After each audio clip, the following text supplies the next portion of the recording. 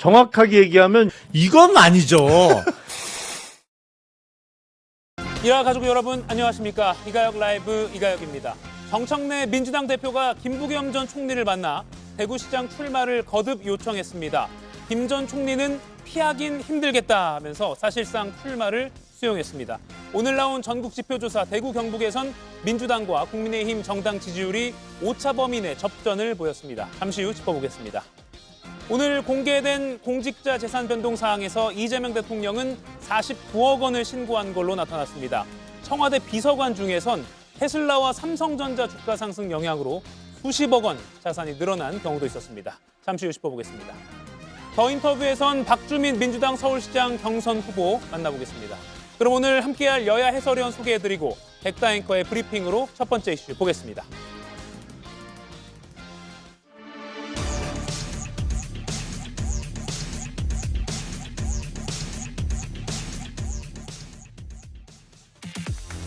그림이 더 좋으니까 여기 아니에요. 필승 카드는 우리 김부겸 총리님밖에 안 계시다. 무엇이든 다 해드림 센터장이 되고 싶은 심정입니다. 합법적으로 가능한 모든 수단을 동원해서라도 그만큼 절박하고 총리님은 공공재거든요. 그런 이야기를 봐야 못하게 대못을 받으시게. 선당 후사의 결단을 부탁한다. 정청래 민주당 대표 김부겸 전 국무총리를 만나 대구 출마를 요청했습니다. 김 전 총리는 30일 출마를 공식화할 예정입니다. 국민의힘에서도 나온 대구를 향한 당대표의 선당 후사 요청. 내용은 180도 다릅니다. 당이 어려울 때는 또 누군가는 희생을 감내해야 되는 경우도 있다고 생각합니다. 주호영 부의장님을 컷오프한 것이 누군가를 염두에 두고 그런 계산을 했다고 하는 것은 저는 터무니없는 억측이라고 생각을 하고요. 당의 큰 어르신으로서 희생해달라는 장동혁 대표. 희생에 대한 주호영 의원의 해석은 완전히 다른데요. 무엇을 위해서 왜 희생해야 되는지를 설명해주면 좋겠습니다. 공관위가 선거의 승리를 망치는 해당 행위를 누차 반복하면서 그것을 눈 감고 넘어가라는 것이 결코 대의는 아닐 것이고 그것을 위한 희생은 있을 수가 없죠. 민주당이 내민 필승카드 김부겸, 여기에 맞설 국민의 후보 누가 될까요? 지방선거 69일 앞 대구시장 대진표가 화제의 중심에 섰습니다. 네, 최근에 봉하마을에서 김부겸 전 총리를 향해서 러브콜을 보냈던 정청래 민주당 대표. 오늘은 서울에서 직접 만났습니다. 아무리 생각해봐도 대구 선거를 이길 필승카드는 우리 김부겸 총리님밖에 안 계시다. 총리님께서 원하신 것이라면 무엇이든 다 해드림 센터장이 되고 싶은 심정입니다. AX 혁신 대전환의 중심 도시로 현안 중에 또 현안인 군공항 문제 대구의 대변화를 총리님께서 결단해 주실 것을 다시 한번 요청드립니다. 봉하마을에 가셔서 또 그렇게 공개적으로 그렇게 하셔서 이게 제가 참 이런 당의 요청을 이렇게 버텨낼 수가 있을까. 그래서 제가 이게 피하기는 힘들겠구나. 우리 총리님은 저는 좀 그런 마인드를 좀 가져주셨으면 좋겠어요. 제가 생각하기에는 총리님은 공공재거든요. 다른 이야기를 봐야 못하게 대못을 받으시게. 공공재이십니다. 예, 공공재라는 말로 뭐라고 할까요? 친절한 압박이라고 해야 될까요? 김희정 의원님. 네. 당대표가 직접 저렇게 후보로 나서달라고 따로 서울에서 만나는 건 예우를 갖췄다라고 봐도 되겠죠? 그렇습니다. 예. 그러니까 지난번에 전재수 의원 손을 붙들고 적극적으로 지원하겠다라는 거에 대해서 상당히 부러움의 표시를 했었잖아요. 예. 김부겸 전 총리가. 그래서 그동안에 조승래 사무총장 등을 통해서 물밑 접촉들을 해왔지만 네. 대표가 전격 이렇게 회동을 한 것은 저는 밥은 다 됐다. 이제 약간의 뜸들이는 기간이다라고 생각합니다. 그래서 다음 주에 출마 선언을 하게 될 거라고 생각하고요. 예. 특히 그 김부겸 전 총리가 말씀한 바대로 맨입으로 갈 수 없는 거 아닙니까? 네. 그런 취지로 얘기를 했었죠. 또 김부겸이 대구에서 어떤 효용이 있어야 되는 거 아니냐 그런 얘기도 같은 맥락에서 한 얘기라고 생각합니다. 다 해드림 뭐 센터장 이런 네. 얘기가 그런 거고요. 특히나 이번에 이정현 공관위원장 같은 경우에 그 호남에서 2번 국회의원 당선을 했었잖아요. 그때 박근혜 정권에서 정말 소위 예산 폭탄이라고 할 만한 것들을 내려보내면서 예. 민심을 얻은 바가 있었는데 이번에 저희 이재명 정부에서도 그 정도의 어떤 예산 지원 그리고 특히 통합이 됐더라면 뭐 한 해 5조 원 막 이렇게 갔을 텐데라는 그런 아쉬움 이런 것들을 아마 공약에 녹여내고 당에서도 적극적으로 지원하지 않을까 이렇게 생각하고요. 예. 5번째 하게 되면 이제 출마가 되는데 3번은 총선이었고 2번째 이제 대구시장 선거인데 네. 사실 그동안에도 뭐 의미 있는 많은 득표율을 가져왔었고 또 그런 진심이 통해서 한 번은 또 국회의원으로서 역할도 했잖아요. 네.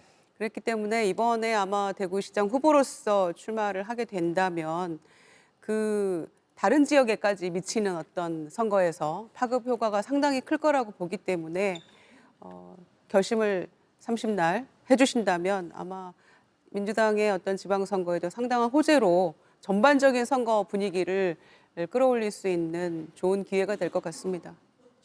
뭐 이게 확인은 안 됐습니다. 들리는 풍문에 의하면 뭐 가족들이 말렸다. 뭐 총리까지 했는데 뭐하러 고생하느냐. 뭐 주변에 이렇게 만류하는 사람들도 있었다고 하고요. 그런데 반면에 이제는 오케이 하셨다는 그렇죠. 말씀을 예. 그걸 여쭈려고 했습니다. 김용남 위원님. 네. 그러니까 이제 사실상 뭐 오늘 출마 뭐 확정 지었다라고 봐도 무리는 아니겠죠? 그렇죠. 운동될 가능성 사실상은 없겠죠? 사실상은 그렇죠. 예. 그러니까 아직 공식적인 출마 선언은 안 했습니다만 예. 정치적으로 당 대표와의 저런 회동을 통해서 본인 입으로도 피하기는 어렵겠구나. 그러니까 대구시장 출마를 피할 수 있는 상황은 아니라고까지 이야기를 했기 때문에 예. 사실상 출마를 확정지었다고 볼 수 있겠죠. 이제 공식적인 출마 선언은 다음 주 초에 이루어지겠습니다만. 근데 예.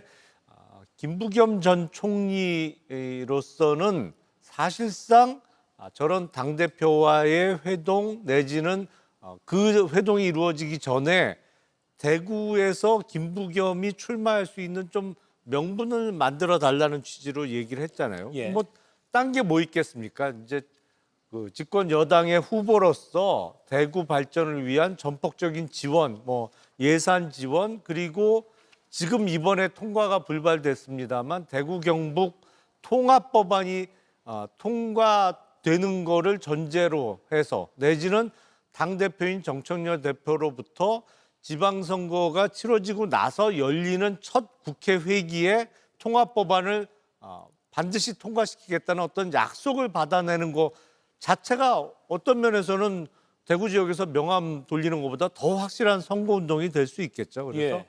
사실상 매끄러운 좀 출발을 하고 있다 이렇게 보입니다. 송강재 의원님. 예. 아까 정청래 대표가 무엇이든 다 해드림 센터장이 되고 싶은 심정입니다라고 말한 거는 여당 프리미엄 팍팍 밀어주겠다 뭐 이렇게 들리거든요. 당연히 그렇겠죠. 대구 지역의 경제 상황이 그렇게 좋은 상황은 아니죠. 예. GRDP가 17개 광역시도 가운데 가장 낮은 걸로 계속해서 드러나고 있고요. 예. 특히 지금 현안 사업들이 많은 것으로 알고 있습니다. 대구 군공항 이전이라든가 뭐 로봇 메카 육성 관련 또 지방으로의 공공기관 이전에 있어서 대구가 소외되고 있다 이런 지적들이 많았는데 이런 부분에 대해서 최우선적으로 뭐 정부에서 신경 쓰겠다 이런 뭐 선물 패키지를 갖고 부산에 내려갈 것으로 봅니다. 근데 꽤 오랫동안 김부겸 전 총리는 정치에서 물러나 있었지만 아마 이런 과정을 기다리지 않았을까요? 저는 뭐 지난 3월 초 중순부터 그러니까 지난 2월부터죠. 김부겸 전 총리와 관련한 등판설이 나올 때부터 어쩌면 김부겸 전 총리는 이런 시기를 염두에 두고 있었을 수도 있겠다라는 생각을 해왔습니다. 그래서 결국에는 출마 쪽으로 결심을 한 것 같고 예. 명분을 만드는 게 중요했겠죠. 저는 이게 가장 귀에 와 닿더라고요. 후배와 옛 동지들의 요구가 많아서 내가 나가야겠다라는 고민을 했다라고 예. 하는 건데 그런 그 여러 가지 명분과 실리를 갖고 대구를 찾겠다는 뜻으로 보이지만 그래도 결국에 국민의힘이 공천 과정을 잘 마무리하면 대구 수성은 무난할 것으로 예상합니다. 예, 피하긴 힘들겠구나 싶었다. 이렇게 아침에 김 전 총리가 말하기도 했고요. 국민의힘 대구시장 예비 후보이기도 한 홍석준 의원은 김부겸 전 총리 꽤 센 상대방이기 때문에요. 국민의힘 입장에서는 긴장하지 않을 수 없을 것 같습니다. 그렇습니다. 당연히 이제 긴장을 해야 되고 또 긴장을 하면서도 저는 굉장히 잘 됐다고 봅니다. 예. 왜냐하면 국민의힘이 김부겸이라는 큰 어떤 카드가 왔을 때 제대로 좀 싸우고 또 이것을 통해서 제대로 된 어떤 후보 경쟁을 통해서 지역 발전을 촉진시킬 수 있는 하나의 어떤 선거가 계기가 될 수 있기 때문에 그런데요. 저도 개인적으로 김부겸 전 총리 잘 알고 민주당 인사 중에서는 제가 생각할 때는 굉장히 이제 양질의 인사다. 저 개인적으로는 굉장히 또 좋아하는 그런 면도 있는데 좀 뭐 아쉬운 것들은 좀 이런 게 있습니다. 첫 번째는 2020년도에 시장 선거 떨어지고 난 다음에 대뜸 대구 집을 팔고 수도권으로 이사 가버렸어요. 그러면 그것은 정말 대구를 사랑하고 대구 시민들과 같이 동고동락을 하고 싶다면 그런 행동을 보여서는 안 되겠죠. 그래서 노후에 양평에서 어떻게 보내려고 이렇게 하다가 지금 이제 이렇게 와게 된 것은 또 다른 어떤 정치판을 기웃거리는 그런 어떤 모습을 보이지 않나 하는 어떤 생각이 들고 또 두 번째는 지금 마치 민주당이 엄청난 선물 보따리를 줄 것처럼 예산 폭탄을 줄 것처럼 이야기를 하고 있습니다만은 이미 김부겸 총리가 2016년대 국회의원 선거 되고 문재인 정부 때 과연 대구를 위해서 했나요? 저는 당시에 공무원을 했기 때문에 뭐 아주 내용을 정확하게 아는데 뭐 선물을 받기는커녕 아주 철저하게 정책과 예산에서 배제가 된 바가 있습니다. 그런데 지금 선거를 앞두고 이렇게 또 선심성으로 마치 뭔가를 줄 것처럼 하는 것은 또 다른 또 선전선동에 불과하다. 특히 이재명 대통령 보십시오. 안동이기 때문에 지난 대통령 선거에서는 어떤 이야기를 했습니까? 마치 대구 경북에 큰 선물을 줄 것처럼 내 고향이 안동이니까 나를 찍어달라 그렇게 부탁을 했는데 지금 상황은 어떻습니까? 전혀 그런 것들이 이루어지기는커녕 오히려 지금 예산의 정책에서 철저하게 배제되고 홀대되고 이런 어떤 상황이기 때문에 예. 저는 대구 시민들이 만약에 김부겸 총리가 후보가 돼서 뭐 한다 하더라도 그렇게 쉽게 믿지는 않을 것 같습니다. 예전에 배제된 전력이 있기 때문에 안 믿을 거다. 네. 벌써 국민의힘 쪽에서 견제가 들어간 것 같습니다. 이번에 여당 프리미엄이 좀 그래도 예전에 비해서는 확실히 있지 않을까요? 그렇죠. 2016년에는 박근혜 정권 아닙니까? 그러니까 아무래도 야당 의원으로서 더군다나 대구에 딱 한 명뿐인 야당 의원으로서 여러 가지 한계가 노정돼 있었겠죠. 그리고 또 문재인 정부와 이재명 정부는 여러 가지 다르지 않습니까? 그리고 이재명 정부에서는 한다면 한다. 또 보여주고 있는 어떤 실질적으로 국민들이 체감하는 그런 정책들을 실제로 소통하면서 풀어내고 있기 때문에 저는 뭐 전혀 다른 얘기라고 생각하고요. 미리 예단해서 이번에도 뭐 그때와 같을 것이다. 아니 정권이 다른 정권인데 그렇게 같은 맥락에서 보실 건 아닌 것 같고요. 예. 또 약속은 반드시 지킨다라는 그런 게 있기 때문에 당에서 정청래 대표도 뭐 다음 당권을 바라보고 더 큰 어떤 정치적인 꿈을 가지고 있다면 지금 국민들 앞에서 저렇게 공언하고 있는 그 모습을 두고두고 상기할 텐데 그럴 리가 있겠습니까? 예. 네. 또 통합 이슈가 있으니까 또 네, 팩트체크 말씀하시죠. 말씀하신 게 2016년도에 국회의원 당선돼서 2020년도까지 19대를 보내시지 않습니까? 그런데 2017년도에 문재인 정권이 들어왔기 때문에 사실상 대부분은 문재인 정권 때 당시에 국회의원 생활을 한 겁니다. 그때 과연 문재인 정권 뭐 한 게 있나요? 그리고 김부겸 총리가 또 총리를 하셨습니다. 총리를 할 때 과연 고향 대구를 위해서 뭔가 했습니까? 전혀 없었습니다. 예. 근데요, 저는 글쎄 총리나 대통령이 자기 고향을 위해서 뭘 했냐고 묻는 거는 아니 그 지역구 국회의원이나 시장도 아니고 대통령이나 총리를 하면서 자기 고향에 뭐 집중적으로 예산을 부여한다든지 자기 고향에 신경을 너무 쏟아서 한 거를 요구하는 것 자체가 좀 잘못된 거 아닌가요? 사실은 2016년도에 대구에서 당시 김부겸 국회의원이 당선됐을 때는 300명의 국회의원 중에 한 명이고 다만 민주당 출신으로 드문 영남 국회의원이었음 그거에 불과했지만 그 이후에 김부겸 당시 국회의원은 행안부 장관도 했고 국무총리를 거치면서 어떻게 보면 영향력이 훨씬 커진 상태인 것이죠. 예. 그리고 아마도 이번에 김부겸 전 총리가 대구시장에 당선된다고 하면 아마 이번 지방선거 이후에 뭐 아직까지는 정권 초기라 그런 여론조사는 드뭅니다만 사실은 차기 대권 주자 여론조사를 할 때 분명히 들어갈 거예요. 왜냐하면 민주당의 대선 필승 그 전략이 있거든요. 영남 출신의 민주당 후보가 대통령 선거에 나갔을 때 당선이 됐어요. 김대중 대통령 제외하고는 매번 그런 케이스였고 이번에 이재명 대통령도 역시 그런 케이스고요. 근데 민주당으로 대구시장에 당선된 사람이 그 차기 주자 반열에서 빠질 수가 없거든요. 그러니까 완전히 차원이 달라지는 겁니다. 2016년도 국회의원 당선하고 이번 대구시장 당선은 완전히 어나더 레벨인 거예요. 그러니까. 예. 아니 그런데다가 2016년에 국회의원 한 번 대구에서 선거에서 당선됐던 그 이력을 가지고 대구에 한 게 뭐 있냐라고 하시면 역대 대구시장은 국민의힘에서 다 가져갔었고 또 대구는 정말 보수의 심장이라고 하면서 텃밭 아니었습니까? 그런데 대구의 지역 총생산량이 최하위 수준에 대해서는 어떻게 설명을 하실 거예요? 그러니까 그거는 김부겸 전 총리한테 너무 가혹한 그런 얘기 아니신가요?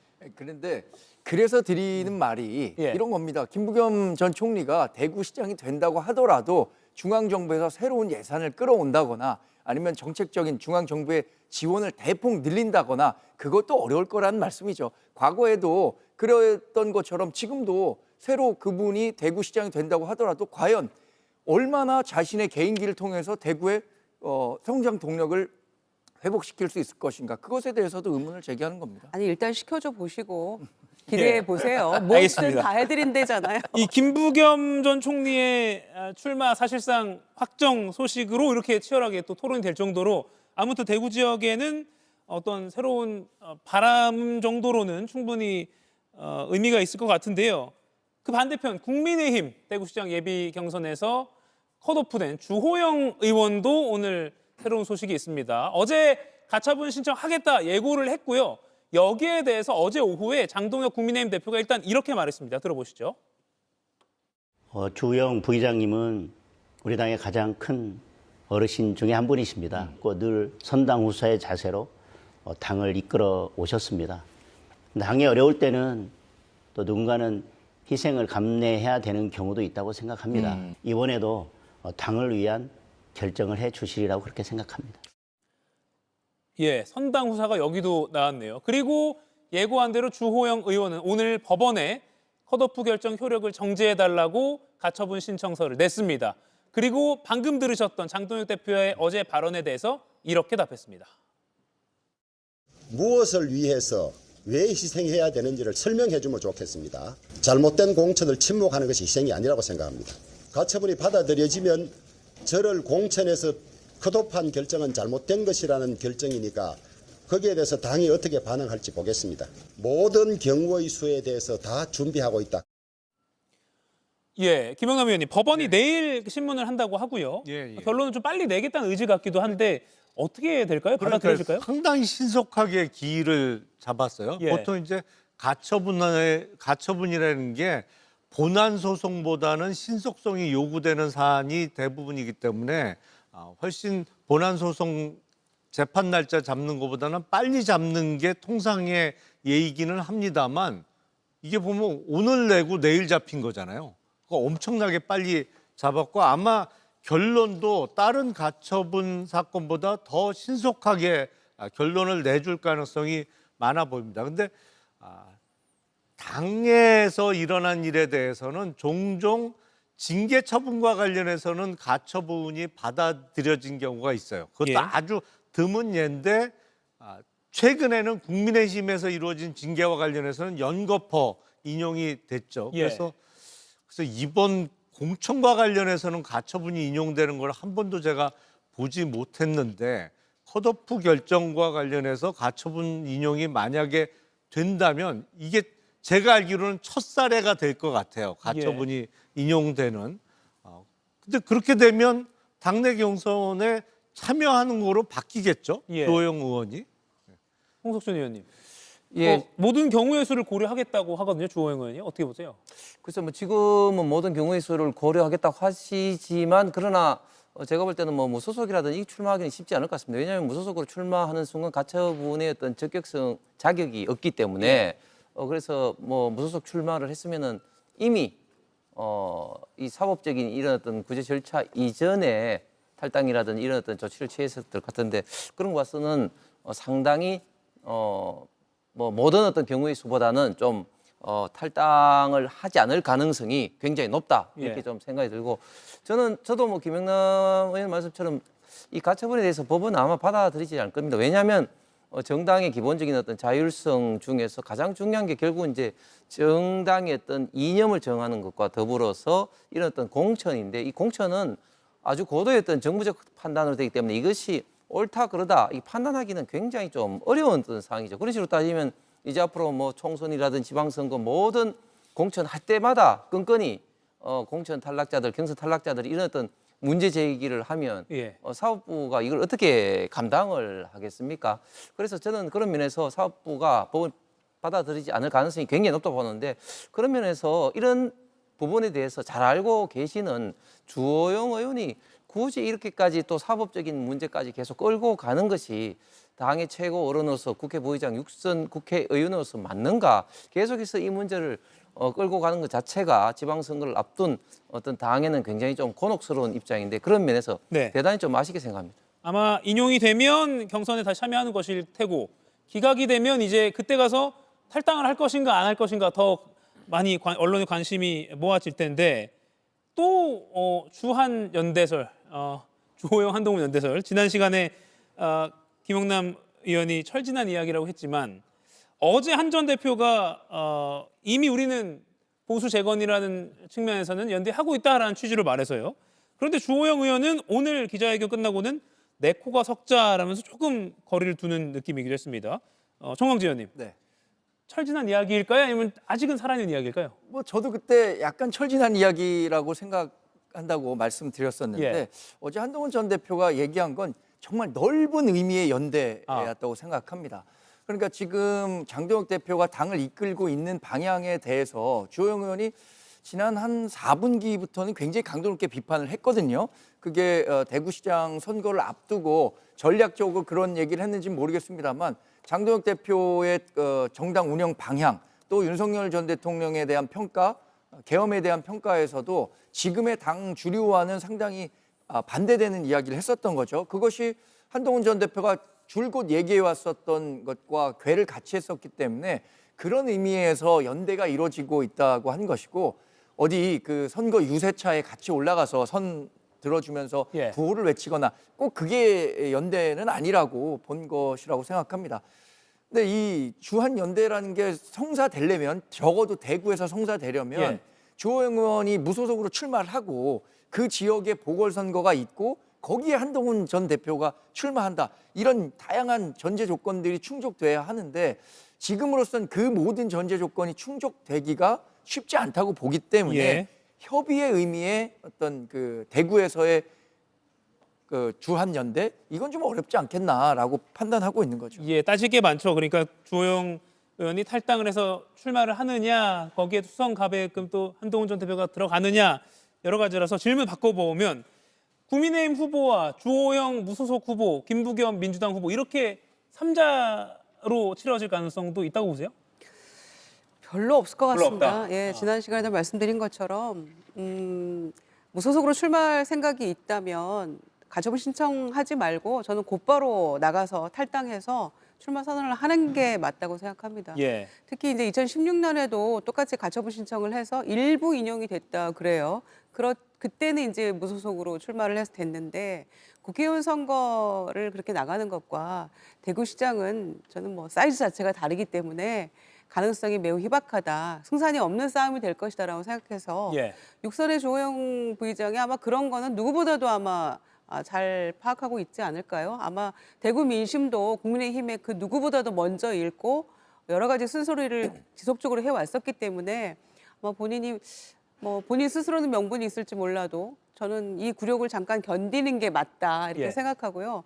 다만 저는 이 과정에서 장동혁 대표가 뭐 선당우세 얘기하고 뭐 이렇게 하고 있습니다만은 또 뭐 우리 당의 큰 어른으로서 아니 큰 어른이라고 생각한다면 진실이라면 그게 진심이라면 그 성의를 다해야 되잖아요. 뭔가 예의를 갖춰서 선당우사 얘기를 하면서 왜 선당우사일까 그 얘기 본인이 안 하고 조호영 그 의원이 해야 되는지는 모르겠습니다만은 좀 예의를 갖추는 게 맞지 방송에 나가서 선당우사 이렇게 얘기하는 거 그럼 굉장히 불쾌할 것 같아요. 그래서 좀 예의를 갖춰서 얘기하면 어땠을까? 아니 당대표가 그 당내 육선 의원을 만나는 게 그렇게 어려운 일입니까? 예. 그러니까 장동혁 대표가 뭐 본인 대통령 꿈이 있다고 얘기했었잖아요, 과거에. 그러니까 이진숙 그 여전사라고 불린 이진숙 나중에 이런 식으로 가면은 당권 도전도 가능하다는 얘기도 나오고 있기 때문에 이진숙 전 위원장도 이번에 조금 정리를 하고 조영 의장도 부의장도 걸림돌이 될 거라고 생각하니까 그냥 동시에 일타쌍피로 그냥 정리하는 게 아닌가 이런 얘기까지 나오고 있는 거 아닙니까? 예. 그런 의심을 받고 있는 가운데 그냥 남들 보고는 전부 다 선당우사 얘기하면서 본인은 본인 마음대로 하고 있는 거잖아요. 그러니까 그런 모습 자체에 상당히 불쾌할 것 같아서 탈당 얘기까지를 거론했습니다마는 현실적으로 저는 어려운 일이다라고 저는 그렇게 보고 있습니다. 예, 실제로 주호영 의원 측에서 이정현 공관위원장이 컷오프 결정을 발표했을 때 상당히 감정적으로 기분이 나빠했다더라 이런 이야기도 들리고요. 아까 그 김부겸 전 총리와 정청래 대표 만난 그 서울 광화문의 달모 식당에 두 분도 만나야 되는 거 아닌가 싶기도 하고요. 그렇죠. 네. 예우를 다하는 모습이 필요할 것 같습니다. 자, 내용으로 몸살을 치르고 있는 국민의힘 이번에는 어떤 성적표를 받았을까요? 오늘 아침에 여론조사가 또 하나 발표가 됐습니다. 전국 지표조사 NBS 조사인데요. 먼저 전국 응답자들이 말한 정당 지지도 민주당이 46%, 국민의힘이 18%입니다. 국민의힘 지난 2주 전보다는 1%포인트 오르긴 했는데 민주당과의 격차는 더 벌어졌네요. 28%포인트입니다. 그리고 대구 경북 응답자로 줄여보면 민주당이 25%, 국민의힘이 27%. 하지만 오차범위 내기 때문에 오차범위 내 접전이라고 표현하는 게 통계학적으로 맞겠네요. 홍석준 의원님. 네. 대구 경북에서 양당 지지율이 접전이다. 이것도 국민의힘 정치인으로서는 뼈아픈 성적표 아닙니까? 그렇습니다.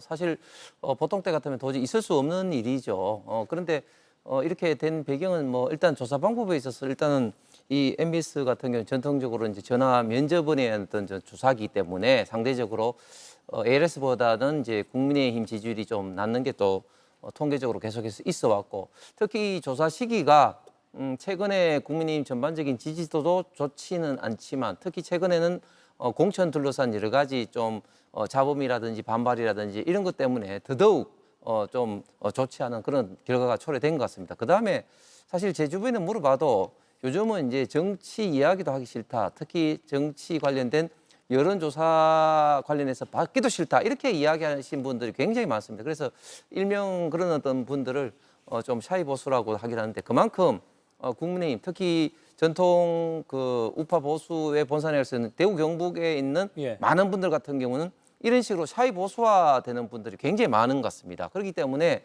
상대적으로 국민의힘 지지율이 떨어지고 민주당이 약진한 것처럼 보이는데 그럼에도 불구하고 결국 이제 공천이 어느 정도 마무리되고 진영이 확실하게 이제 정리가 되고 난 다음에 선거가 불붙게 된다면 이런 어떤 샤이 보수층들이 이제 선거에 나와서 원래 했던 모습을 되찾지 않을까. 그리고 아직까지 시간이 있기 때문에 그러다 보면 또 민주당이나 또 이재명 정권의 여러 가지 또 악수라든지 이런 것들이 또 부각이 된다면 충분히 또 여론은 변할 수 있을 것 같습니다. 김은호 의원님, 제가 이 질문을 드려볼게요. 그러니까 지금 여론조사 나올 때마다 국민의힘 쪽에서는 뭐 후보가 지금 다 이렇게 뿔뿔이 아직 한 명으로 단일화된 게 아니니까 그리고 샤이 보수가 있을 수 있으니까 투표에 있어서는 다를 것이다라는 예측도 물론 뭐 합리적일 수 있는데 이번에는 그게 아니다. 실제로 뭐 오늘 MBS뿐만 아니라 뭐 리얼미터든 뭐 이전에 발표된 것들 보면 뭐 장동혁 역대 최저 이런 게 나왔기 때문에 이번엔 다를 것이다라는 목소리도 있고요. 어떻게 보세요? 그렇죠. 그러니까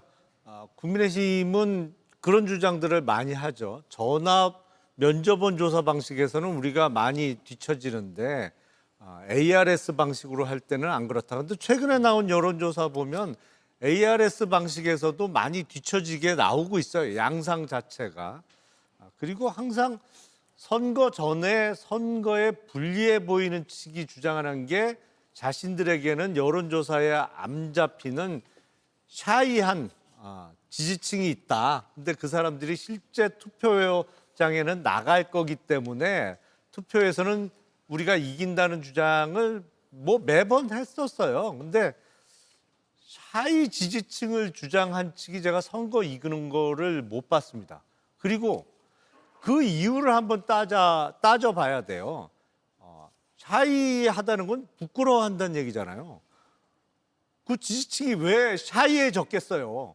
왜 부끄러워하겠어요? 내가 떳떳하게 국민의힘을 지지한다는 얘기를 못하는 상황이잖아요. 예. 왜 지지층이 부끄러워하는지를 생각하고 그걸 고칠 생각을 해야지. 샤이 지지층의 존재만 주장하다가 제가 근데 한 번도 그런 쪽이 선거 이기는 거는 본 기억이 없습니다. 예. 근데 지금 샤이는 예. 부끄러워한다는 뜻도 되지만 수줍다는 뜻도 되거든요. 예. 선뜻 나서기 어렵다. 그런 의미에서 이 샤이고. 아니 그러니까 왜 그렇게 선뜻 나서질 못하겠어요? 그러니까 이 전화 면접 같은 경우에는 아직도 뭐 과거의 잔재가 좀 남아 있어서인지 모르지만 정권을 잡고 있는 측은 적극적으로 응하지만 예. 야권에서는 비교적 좀 몸을 사린다라는 평가들이 있는 건 사실이잖아요. 저도 그랬고 이 여론의 격차가 상당히 크다는 건 저는 인정해요. 그래서 뭐 전국 단위에서는 충분히 민주당이 국민의힘보다 훨씬 더 많은 지지를 받고 있다. 이거 인정 안 할 수가 없죠. 근데 TK 지역, 특히 대구 지역만 놓고 본다면 지금은 접전으로 나오는 거잖아요.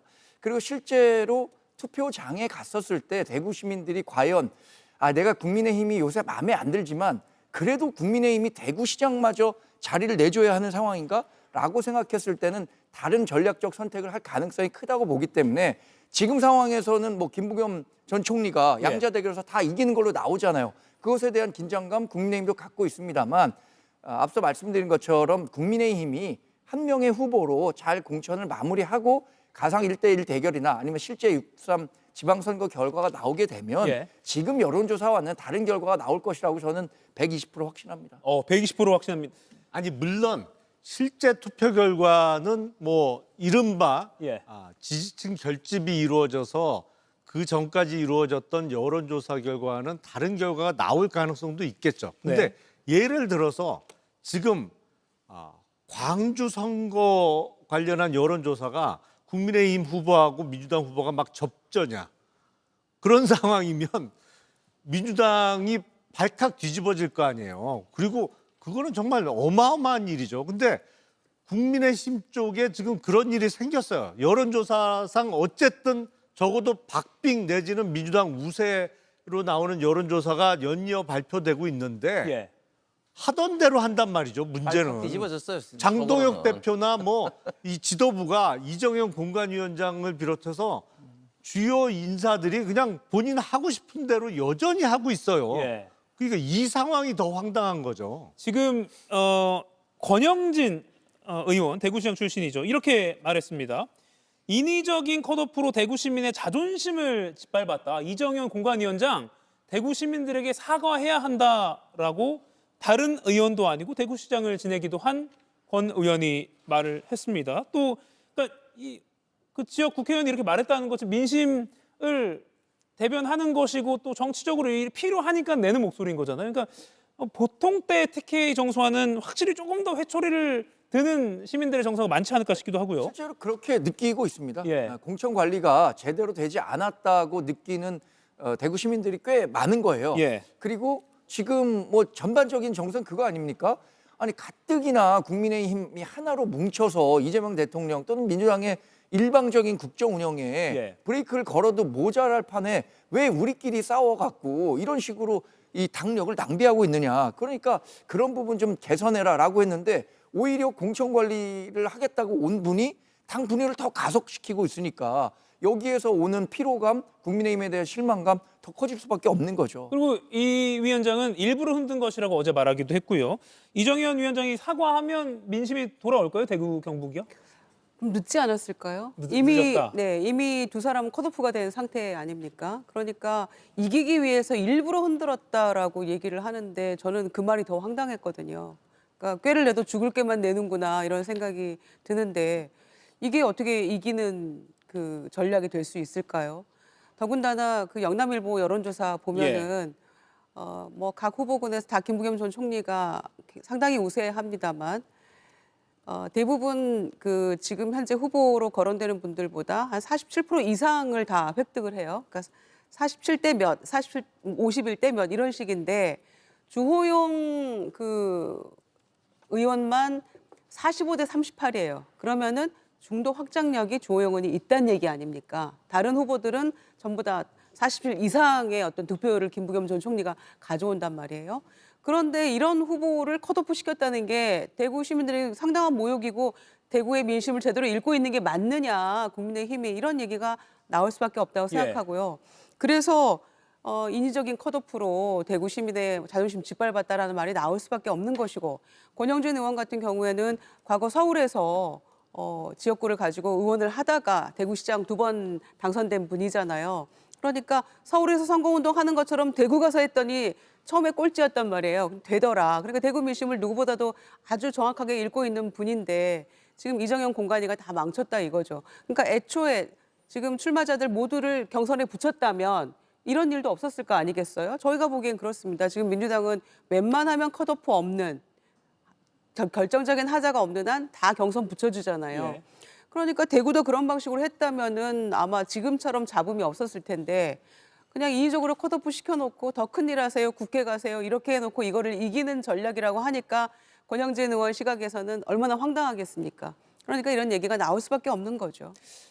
쌍방향 TV였으면 좋겠어요. 그 대구 시청자분들이 보시면서 이렇게 뭐 지금 저녁 식사 이르게 하시면서 뭐라카노 하면서 누구 의견에 손을 들어주실지 참 궁금하긴 합니다. 이정현 공관위원장이 지금은 공천을 일부러 흔들었다라고 얘기하고 있잖아요. 예. 6월 3일 지방선거 끝났는데 국민의힘이 참패를 했어요. 그러면 이정현 위원장은 아마 일부러 이번에 져준 거다 이렇게 주장할 거예요 아마. 네. 제가 한 말씀 좀 드리면 사실은 이 공간이 결정에 대해서 저도 좀 아쉽게 생각하는 이런 겁니다. 공천 기준은 일관되게 돼야 되는데 처음에는 이정현 위원장이 계획혁신 공천을 한다고 이야기를 했는데 다른 데는 대상이 없는 거예요. 없지 않습니까? 그런데 유독 대구에 많이 나오셨기 때문에 대구만이 사실 대상이 있는 건데 그렇게 해서 중진 3명을 다 이제 컷오프하겠다 이렇게 이제 발표를 했는데 그 이후에 반발이 있기 때문에 계속해서 흔들렸습니다. 흔들리다 결국은 주호영, 이진숙 위원장이 컷오프 되니까 사실은 공천 기준 자체가 좀 일관되지 못했던 것이죠. 그래서 사실은 저는 컷오프는 공천위원장과 당 지도부에 따라서 있을 수 있다 봅니다. 그러나 그것이 합리적이고 그리고 일관성이 있게 돼야 되는데 이번에는 좀 그런 것이 못된 게 좀 아쉽습니다. 예, 그리고 그 결과가 나오고 나서 바로 다음 날인가요? 영남일보가 의뢰해서 리얼미터가 조사한 그 결과가 나왔는데 컷오프된 두 사람이 접전 그리고 거의 근소한 차이로 2위였고 이렇기 때문에 이게 맞는 거야라는, 물론 이 경쟁력 퍼센테이지로만 공천을 하는 건 아닐 수 있습니다만 더 그래서 좀 의구심을 낳긴 한 것 같습니다. 뭐라카노 이게 맞나요? 대구 경북 사투리가? 뭐 그렇게 말씀하신 분도 아직까지 조금 있습니다만 많이 쓰시진 않죠. 알겠습니다. 많이 안 들으셨군요. 네. 뭐라카노? 네, 알겠습니다. 자, 요거 하나 넘어갈게요. 장동혁 국민의힘 대표가 3월 말에 지역 행사가 0건이다라는 중앙일보 제목이 달려 있었습니다. 같이 사진 찍으면 마이너스다, 피한다, 선거운동 오지 말아달라, 배현진 서울시당 국민의힘 의원도 말을 했었고요. 근데 실제로 중앙일보가 취재해보니 일정 제대로 된 게 지방 일정이 없더라. 정광재 의원님. 일각에서는 흰 점퍼 입겠다 움직임도 있다고 하고요. 실제 뭐 수도권 정서와 지금 장동혁 대표가 운영하고 있는 당의 운영 방향과는 거리가 있는 게 사실이죠. 그게 환영받지 못하고 있다는 것도 부인할 수 없을 것 같습니다. 가장 대표적인 게 오늘도 사실 경기도 일대에서 최고위원회를 개최하고 경기도 일대에서 현장 방문하는 일정이 있었다고 하는데 기자들에겐 공지가 됐는데 불과 4-5시간 만에 그 일정 공지가 취소되는 해프닝이 있기도 했었습니다. 저는 앞으로 정말 그 수도권의 후보가 정해진 이후에 장동혁 대표에 대해서 어떤 스탠스를 취할지 궁금합니다.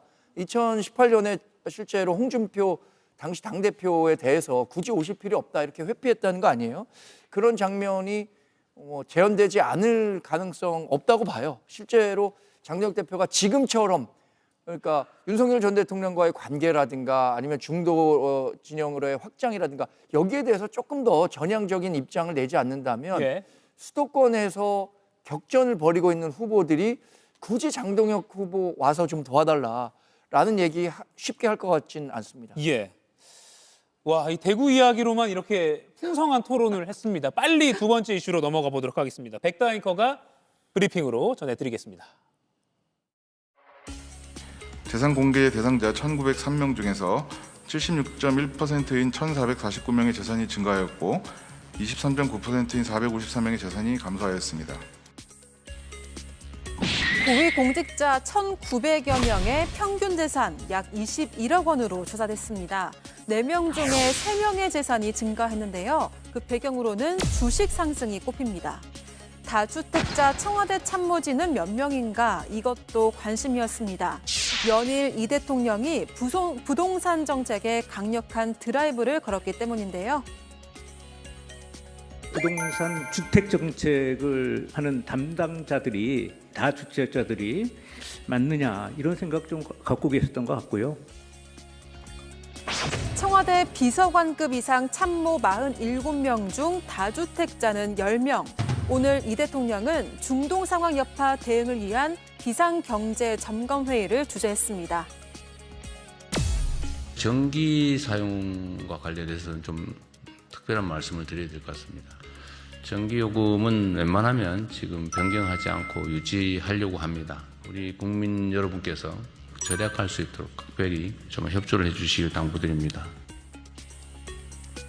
이런 가운데 오늘 여론조사가 발표됐습니다. MBS 조사 결과 이 대통령의 국정 지지율 69%, 직전 조사 대비 2%포인트 오르면서 취임 후 최고치를 기록했습니다. 네, 김유정 의원님. 이재명 대통령 지지율이 69%, 70% 육박합니다. 어떤 게 요인이었을까요? 그러니까 대선 때 득표율보다 20% 이상이 지금 올라갔는데 예. 매우 드문 상황이죠.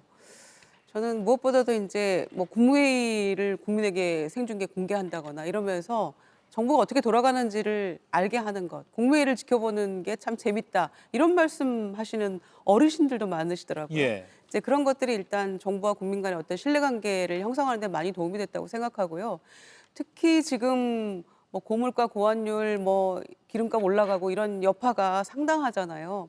그런데 이를테면 강우식 비서실장이 무박 3일로 UAE 다녀와서 2,400만 배를 확보했습니다. 이런 것들이 정말 발빠르게 대처하고 움직이면서 국민의 불안감을 많이 해소해주고 있다는 것. 그런 것들이 아마 작용을 많이 했을 거라고 보고요. 또 전기요금도 올리지 않겠지만 좀 아껴 써주십시오 이런 얘기도 했고요. 예. 그러니까 공공요금 올리지 않겠다 이런 부분도 있고 기름값도 또 최고가 그 상한제 실시하겠다라는 거랄지 유류세 또 내리겠다고 한 거랄지 그러니까 국민들이 정말 불안해하고 필요로 하는 그런 부분들에 있어서 아주 속도감 있게 그 대책을 세우는 것 그런 모습들이 신뢰를 줬다라고 생각하고요. 특히 이제 부동산 대책 이런 부분들도 예. 정책의 일관성 이런 것들이 국민들에게 주는 어떤 청신호가 아니었을까. 그래서 대통령에 대한 어떤 신뢰 이런 것들이 높은 지지율로 드러나고 있다라고 생각합니다. 예, 홍석준 의원님. 사실 중동 상황, 물가 올라가고 유가 올라가면 국내 이제 뭐 자영업 하시는 분들, 운전하시는 분들 힘들만 한데 대처를 좀 그래도 잘하고 있다. 그리고 이게 우리로 인한 요인이 아니라 미국 또 중동발이니까 그렇게 평가하시는 걸까요? 어떻게 보세요? 그렇습니다. 아무래도 국민들이 그만큼 좀 성숙했다는 것이죠. 아무래도 이제 우리가 예측할 수 없고 그리고 컨트롤할 수 없는 그런 어떤 중동 상황에 대해서 뭐 기름값이 올랐다 뭐 그런 것 때문에 이재명 정부의 어떤 지지율이 이제 영향을 받지는 않는다 하는 것들은 그만큼 이제 국민들의 어떤 성숙이 나타났다는 건데 저는 그런 면에서 다시 한번 좀 우리가 이제 생각해 볼 것은 결국은 이 중동에 너무 우리가 의존하는 어떤 그런 어떤 우리 에너지 구조를 우리가 다시 한번 생각을 해봐야 됩니다. 그래서 전반적으로 어떤 원전이라든지 중동에 의존하지 않는 그런 에너지 구조를 만드는 것이 에너지의 어떤 문제뿐만 아니라 국가 안보적인 면에서도 굉장히 중요하다. 그래서 이제는 함부로 뭐 탈원전 운운하는 이렇게 해서는 안 되는 것 같고 또 두 번째는 저도 이재명 정권을 비판하는 입장이지만 이렇게 지지율이 나오는 것 자체가 저는 뭐 그 현재 정권이 잘한다고 국민들이 판단하기 때문에 예. 막상 또 그렇게 비판할 수는 없는 입장이에요. 그러나 한 가지 확실히 말씀드리고 싶은 것은 이것을 현 정권이 그냥 포퓰리즘식으로 접근한 것이 아니라 우리 대한민국의 미래를 위해서 과연 잘하고 있느냐 이런 어떤 측면에서 우리가 객관적으로 정확하게 봐야 되는데 예를 들면 지금 뭐 전기요금 올리지 않겠다. 그러면 국민들 좋아하죠. 과연 지금 현재 우리 한전이라든지 가스공사라든지 이런 어떤 에너지 기관들이 과연 재정에서 적자를 지금 엄청나게 보고 있는데 감당할 수 있느냐 이런 것을 보면은 역시 이재명 정권은 눈에 보이는 어떤 포퓰리즘 어떤 그런 어떤 정책만 쓰는구나 이런 말씀을 다시 한번 드립니다. 49.42% 21대 대선 때 이재명 후보가 당선되면서 얻은 득표율이었는데 오늘 69% 지지율이니까 뭐 20%포인트 정도 올랐다.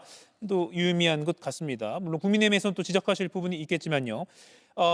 효능감이라는 단어가 이재명 대통령의 정책 추진에 있어서 많이 붙고 있고 또 긍정적인 평가에서 효능감이란 말이 많이 나오죠. 마침 어제 필리핀에서 호화 교도소 생활을 하던 뭐 이른바 마약왕, 뭐 왕을 붙여준 게 맞나 모르겠습니다만 곽광렬이라는 사람이 국내로 전격 송환됐습니다. 이 대통령이 요청하고 3주 만이었습니다. 잠깐 모습 보고 오시죠. 내가 모르겠어요. 한국 전화 한 통이면 내일 모레 꼭 어디로 들어가고 어디로 다 알아. 교도소 안에서 뭐 애인도 불러가 논다 그러고 텔레그램 이런 거 가지고 계속 마약 수출도 하고 있는데 우리 대한민국에서 이 사람을 좀 수사를 해서 처벌을 해야 되겠다. 오랜만입니다. 오랜만이에요. 남자도 아니고. 예, 공항에서 오랜만입니다 한 게 저희 보도국 최강일 PD 겸 기자인데 김영남 의원님, 네. 대통령 효능감 말할 때 저런 장면도 좀 긍정적인 평가, 효능감이라고 키워드가 붙을 수 있을 것 같아요. 그렇죠. 사실은 알려진 다음에 그러니까 필리핀의 수감 생활은 하고 있습니다만 그 안에서 우리나라 그 교정기관과는 완전히 다른 환경에서 너무너무 잘 지내고 있다는 게 알려지면서 국내 여론이 들끓었었는데 사실은 한국 대통령이 정상 외교의 기회에 저런 주제를 언급하는 거를 한 번도 본 적이 없거든요. 예. 근데 필리핀 마르코스 대통령과의 정상회담에서 우리 쪽이 요청을 했고 그것에 화답을 해서 지금 3주 만에 사실은 임시 인도 절차로 와 있는 겁니다. 그래서 우리나라에서 새롭게 구속 절차를 밟아서 앞으로 6개월 동안 마약을 국내에 반입한 혐의와 관련해서 수사가 이루어지고 뭐 기소도 이루어질 텐데요.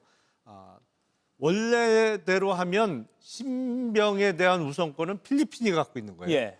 그래서 6개월 이후에는 필리핀으로 다시 신병을 넘겨줘야 됩니다만 아마도 외교적 노력을 통해서 우리나라에서 재판 절차가 적어도 확정될 때까지 그리고 어쩌면 우리나라에서 확정된 형의 집행이 종료할 때까지 우리나라에 계속 수감되어 있을 가능성도 꽤 높아 보여요. 예. 근데 이런 거는 한 번도 본 적이 없거든요. 예. 그러다 보니 처음 보는 장면인데 이게 대통령의 직접적인 노력으로 이런 장면이 연출되니까 이런 데서 이제 효능감을 느낀다고 말씀하시는 국민들이 많이 생겨나고 있는 거죠. 예. 정광재 의원님. 예.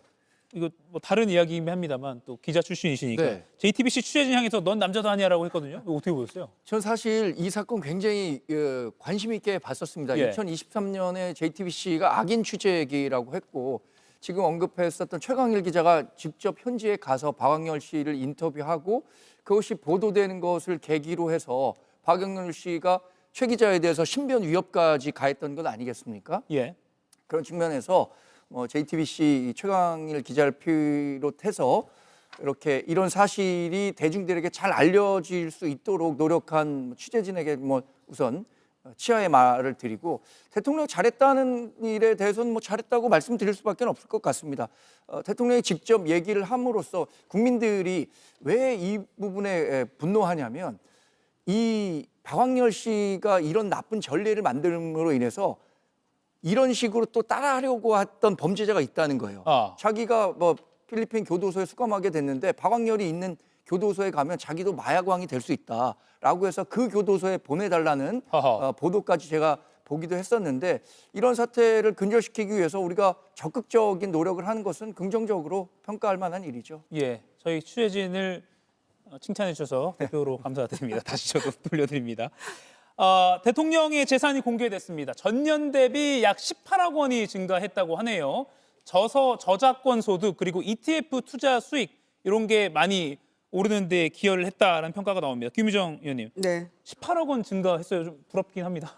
저도 똑같은 생각이었어요. 예. 부럽다 이런 생각이었는데요. 뭐 아주 매우 합법적인 소득 아닙니까? 특히 저작권료도 상당한 것 같고요.